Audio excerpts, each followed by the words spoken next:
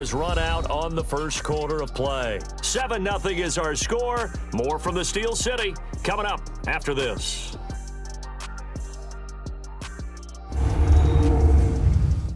The NFL on EA Sports is fueled by Gatorade, the sports fuel company. Alongside Charles Davis, Brandon Gaudin, it's the Falcons in possession to begin quarter number 2. They're looking at a second and short yardage to start things out.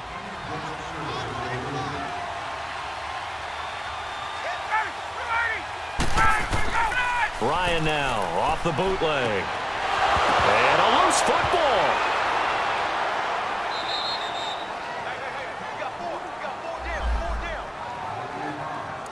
So it goes as a fumble, but the key thing, not a fumble loss. Yeah, that stat's big, isn't it? I mean, I remember watching teams play. The ball might be on the ground a number of times during the game, but the other team doesn't get it. That's a huge difference in the ball game. And in this case, they were able to retain possession. And he'll get up to the 43-yard line. 6 yards on the pickup, and that'll bring up second down. I know most of the time when the ball's in the air, you're thinking wide receiver, tight end, but running backs, they can be a big part of any passing offense nowadays. Here's Ryan. Man open, that's Calvin Ridley. And he's brought down. First connection there of the afternoon for those two, and it's good for a first down.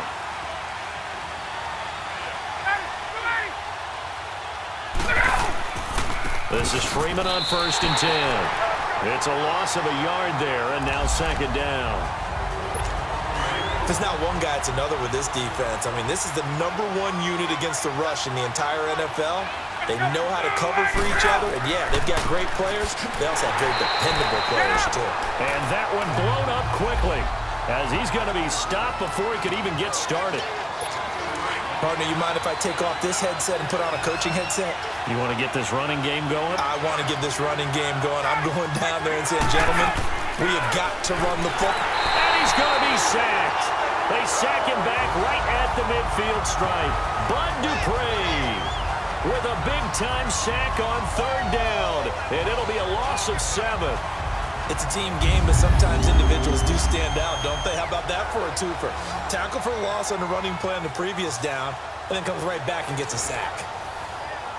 Here's Matt Bosher now. On for his second punt. He'd take a repeat of his first.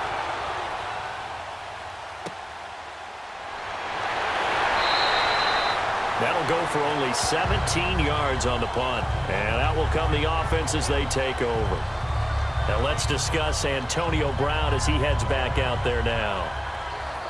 He's doing what he's capable of, having a solid game. Not the most amazing game. He's not over 100 yards, but a good game so far.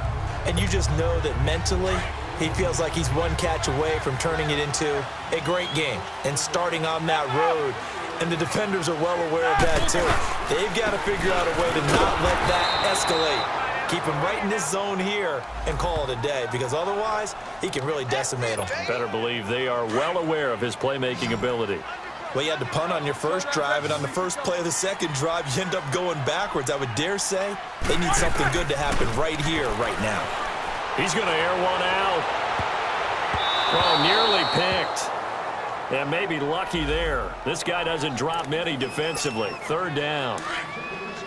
How about this offense already feeling good about themselves with a touchdown already in their first drive? They've certainly come out firing, even though that one was incomplete. With the 7-0 lead, more apt to take a shot like that downfield? Hey, you're one to the good. Go ahead and try and press your advantage. And able to get this one across the 45 before he's brought down. A reminder, once we hit halftime, as we do all season, we'll send it down to Jonathan Coachman in Orlando. He'll have all the stats and scores from games in progress around the NFL. The best multitasker in the business, the coach. And he's able to get this one down to the 40-yard line. 12 more yards there and another first down. I know every time we watch Le'Veon Bell play, we think about him making people miss the hesitation move. But you remember, he came out of Michigan State as a bruiser and a thumper, and he still has those capabilities. At 225 pounds, an underrated part of his game. Toward the center of the field, but it's incomplete. Brian Poole that time there to get a hand on it.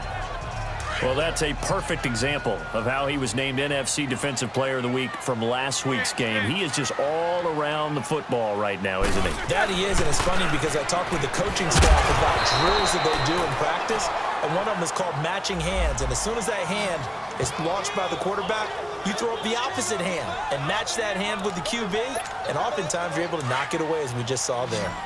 Some think that teams really won't throw a slant route unless you have a receiver that has a lot of stature to him. But sometimes the little guys, they get lost in there. People can't really locate them, and they run that quick cut on the slant, and oftentimes they can turn it into big plays. And now a timeout defensively by the Falcons, as they'll head to the sideline and talk over what to do next. It's a 47-yard field goal try from here, but instead they're going to opt to go for it on 4th down. They'll go for it with Bell. And brought down, but not before he was able to break the tackle, and the extra effort moves the sticks. They only needed a few inches, and they didn't get much more than that, but by about the width of a shoelace, they convert on 4th down.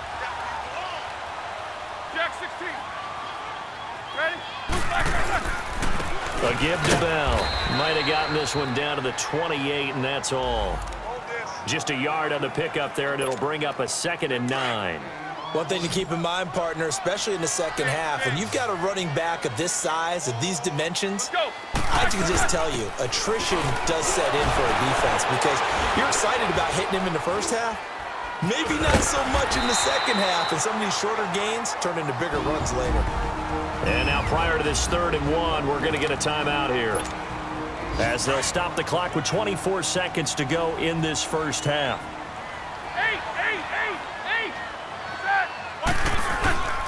They'll try and run for it with Bell. And he takes it down to the 13 and picks up the first. They get 6 on the pickup there as the drive will continue.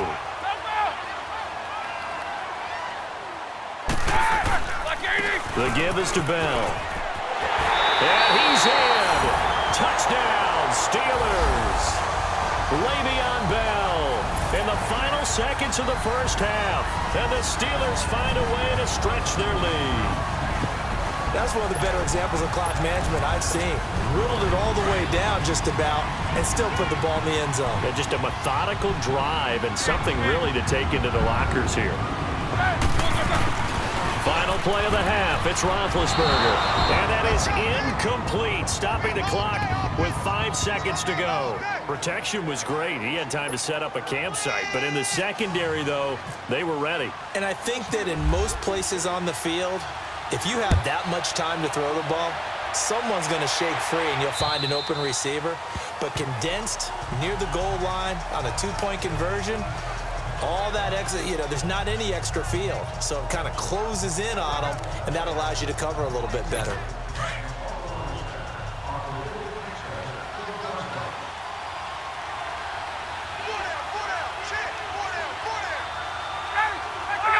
And with time running short here, they'll simply take a knee, and that should do it for half number 1. So we reach halftime here in the Steel City with the Steelers on top. As we'll head down to Orlando, that's where we find our man Jonathan Coachman at our EA Sports Halftime Report. Coach. Okay, Brandon, thank you very much. More from you two in just a bit. But first, let's get everybody caught up with what's going on around the NFL here in Week 5. We'll start things out with an AFC North matchup. Baltimore heading over to take on Cleveland. And it's the Ravens who have the lead as they play the second quarter. The Ravens still in a dogfight, but this would be a good victory for them if they could get it. From there, we'll head to Buffalo to check on the Bills at home in New Era Field. And they trail in that ball game to the visiting Tennessee Titans. Rashard Matthews, a touchdown reception. Lastly, let's head to Paul Brown Stadium in Cincinnati. See what's happening with the Bengals. And in that one, it's the visiting Dolphins who are out in front. Kenny